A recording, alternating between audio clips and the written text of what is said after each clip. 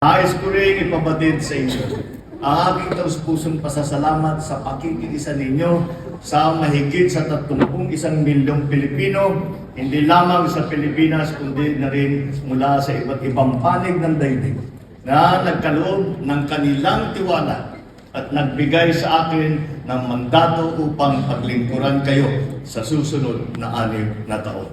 Yes!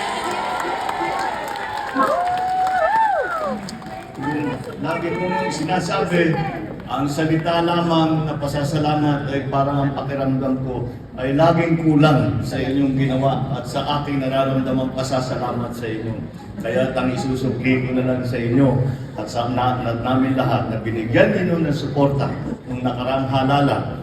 At ang may susupli ko lang sa inyo na ipapagpatuloy natin, ay ipapaganda natin ng gusto ang buhay ng bawat Pilipino at ng Pilipinas. Kaya sana naman dumating ang panahon at ito yung ating pangarap na wala nang kailangan pumalis ang Pilipinas dahil walang mahanap na trabaho sa Pilipinas. Yes! Basta kung kaya natin isipin, kung kaya natin ipangarap yan, aabutin natin yan. Basta tayo nagkakaisa, huwag natin titigilan ang ating mga pagtrabaho at sakripisyo para sa ating bansa, para sa ating kababayan. Lahat ng pangarap ay maaaring makamtan. So as I noted earlier, my main purpose here is to attend the ASEAN-EU Commemorative Summit to reaffirm our solidarity with our ASEAN colleagues and that of our regional and dialogue partners in Europe on the need for us to work together to face the numerous political, economic, and social challenges of a post-COVID world. Ang ASEAN at ang EU ay dalawa sa pangunahing regional organization sa mundo na ang hangad ay ipatupad ang kalayaan, seguridad, katatagan at paglago ng ekonomiya ng Southeast Asia, ng Europa at ng buong mundo. Ang mga organisasyon na ito ay handa rin tugunan ang mga pandaigdigang hamon dulot ng climate change at ang pagsulong ng panuntunan na batas o rule of law sa mga bansa. In this visit, I will have a royal audience with King Philippe, and I will be happy to share with him that the Philippines and Belgium have just commemorated 76 years of bilateral relationships this year. Our relations remain strong and vibrant at malaki po ang itinulong ninyo dyan. Kaya't maganda ang trato sa atin, maganda ang paningin sa atin ng lahat ng Belgium, lahat ng Poland, Italy, Germany, ay dahil nga sa inyong magandang trabaho na ipinakita at ang ugaling pinakita na ninyo sa inyong mga naging kaibigan dito. Kaya't matibay ang ating pagsasama sa ating mga iba't ibang partner na bansa.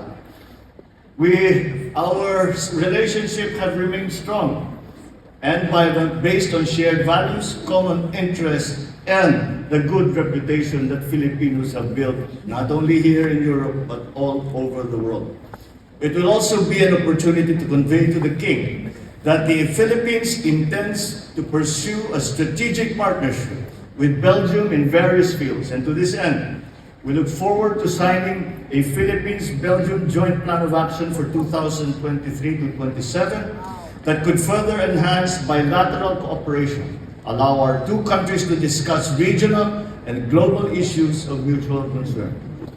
Meron din kami tinatawag na mga bilateral meetings. Ito yung mga isinasaayos kasama ang mga top leader. Sa mga summit na ganito, may malaking summit, marami sabay-sabay kami. Ngunit pag kami oras, ay tinatawag ng bilateral meeting, dalawa lang mag-uusap. At yan ang aming in-organize ngayon para sa bawat bansa na ating kaharap ay makapag-usap tayo ng detalye tungkol sa pagpatibay ng pagtulungan ng ating dalawang bansa. We do this with the leaders of several EU countries and institutions with the aim of further enhancing bilateral relations and bringing more investments to the country. Bukod sa summit, meron tayo mga tinatawag na roundtable discussion kung saan inimbitahan natin ang mga iba't ibang korporasyon na interesado na makapag-invest sa Pilipinas. Kakausapin natin, papaliwanag tayo kung ano yung nandiyan sa Pilipinas, kung ano yung ating ginagawa, ano ang mga polisiya natin sa Pilipinas, lahat yan. At itatanong din natin sa kanila kung ano yung kanilang pangangailangan para naman maging mas maganda ang takbo ng partnership natin sa kanila sa Pilipinas. So without a doubt, our ties with Belgium continue to flourish. Not only because of G2G or government-to-government contracts, but because of the strong interpersonal linkages of the Filipino community with Belgians and other expatriates, whether through employment or marriage and family ties.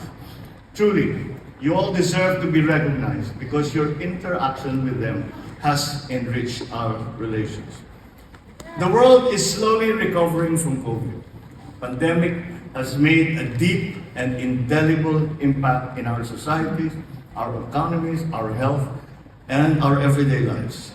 Just as our kababayan in the Philippines experienced health and economic hardship, overseas Filipinos had it worse by being away from their families, with travel restrictions, keeping away further from their loved ones. It's truly a blessing that travel now is returning to normal. Despite the challenges I mentioned, overseas Filipinos are still among the heroes of the pandemic. Many of you are frontline medical workers or caregivers that look after the sick, the old, and the vulnerable. Sino ditong caregiver? Sino mga frontliner dito natin? Ayan. Kaya kayo ay hanggang ngayon ay kinikilala pa rin. Sinasabi na talaga ang mga Pilipino at Pilipina ay siyang hinahanap dahil mabait tayo. Dahil malambing tayo, hindi kuminsan yung problema kasi sa kuminsan hindi yung tinatawag na bedside manner, wala, talo silang lahat pagkadating sa Pilipinas. Yes. Yes. Some of you were also frontline store workers, making sure that the basic needs were available to everyone. Most especially, I know that even during the pandemic, you have continued to send the remittances of your hard work selflessly, keeping your family secure and our economy afloat. Sa kabila ng paghihirap na dulot ng pandemya, ang inyong pagbabayanihan, tulungan at malasakit sa kapwa-tao ang isang laging nananaig. It is your compassion, and because of this, you have woven yourself into the very fabric of European society, Belgian society. And though we speak different languages, although palagay ko, marami na rin marunong mag-parlez-vous français dito sa...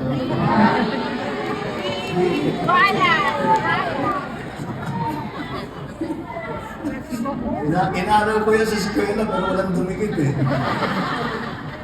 So, although we speak different languages and follow varied belief systems, we have different types of government.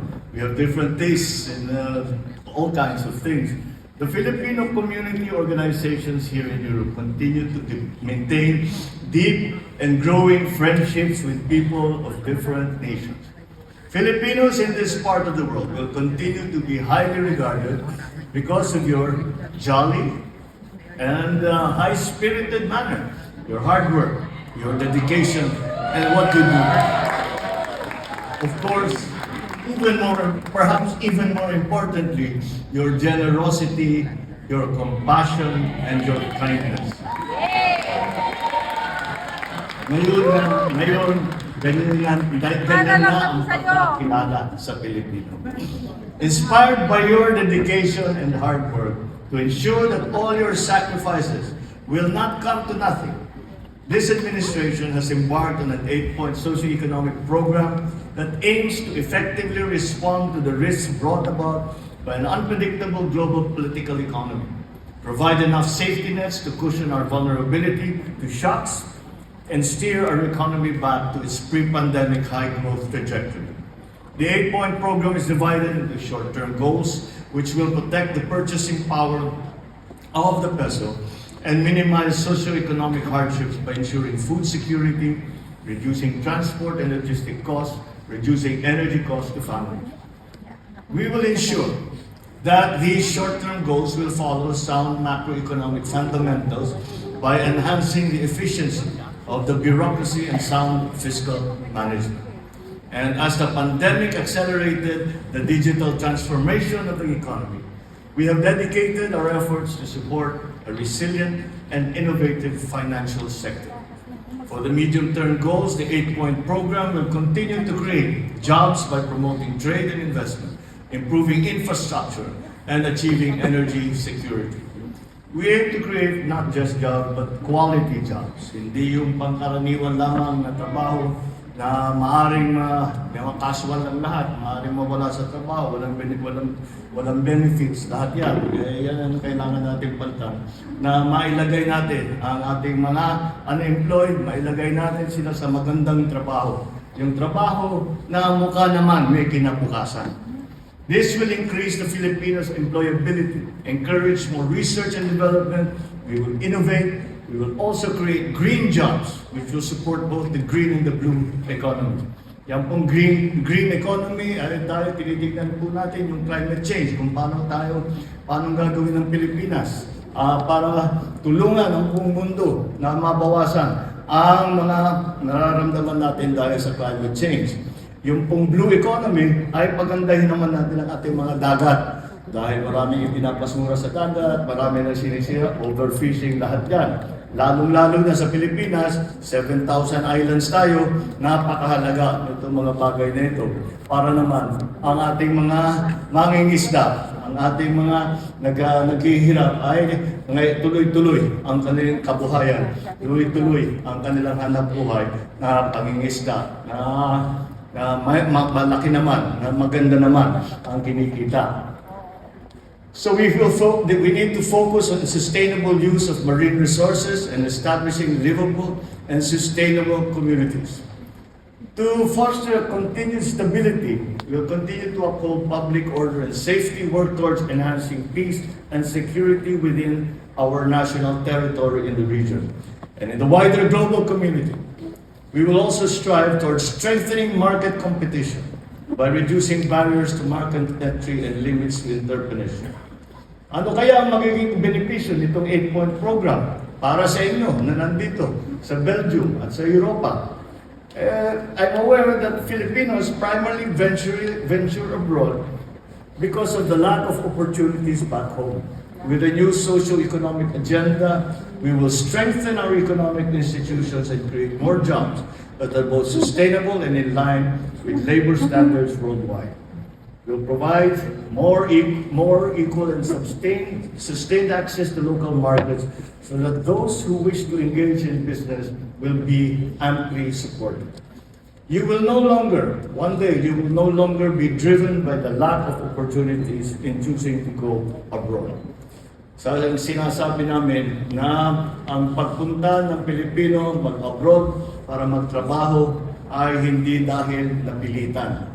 Ang pagpunta ng Pinoy sana darating ng araw na ang pagpunta ng Pilipino sa abroad ay dahil may mas magandang pwesto lang, hindi dahil napilitan. But if you still decide to go abroad, it is of course a free choice. It will be because your expertise is needed. Because for your own professional growth or development. And with the combined expertise of the Department of Migrant Workers and the Department of Foreign Affairs, working in tandem with our embassies and consulates general abroad. If any Filipino chooses to go abroad, anywhere abroad, your government will have your back. Mga kababayan ko, inihikayat ko kayo na tumulong sa pagpaunlad sa Pilipinas gamit ang inyong malalim at makabuluhang pagkikipagkaibigan at pagkikipagbayanihan sa Europa. Imbitahin ninyo ang inyong mga kaibigan at ang kanilang mga kasamahan na pumunta at bumisita sa ating bansa upang maramdaman nila ang sikat na Filipino hospitality that they are already experiencing through you. Yung mga iniimbita niyo sa mga patpat, yan, alam na nila. Encourage them to taste our food. witness creativity, enjoy and experience our culture. I encourage you all to continue with this noble endeavor that you have undertaken. And kahit sa inyong pag-iisip, ginawa nyo lang ito upang tulungan ang inyong pamilya, tulungan ang inyong community, ang inyong mga mahal sa buhay, dapat malaman din ninyo na ito'y tumutulong sa bawat Pilipino at sa buong bansa.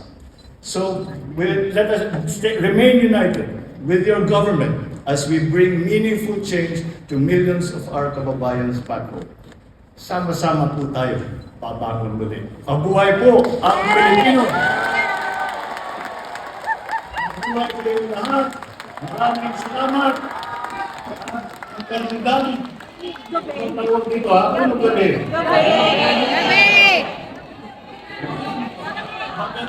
Magandang gabi at isasama ko na rin ang pagbabati ng delegasyon ninyo ng Pilipinas. Maligayang Pasko po sa inyo.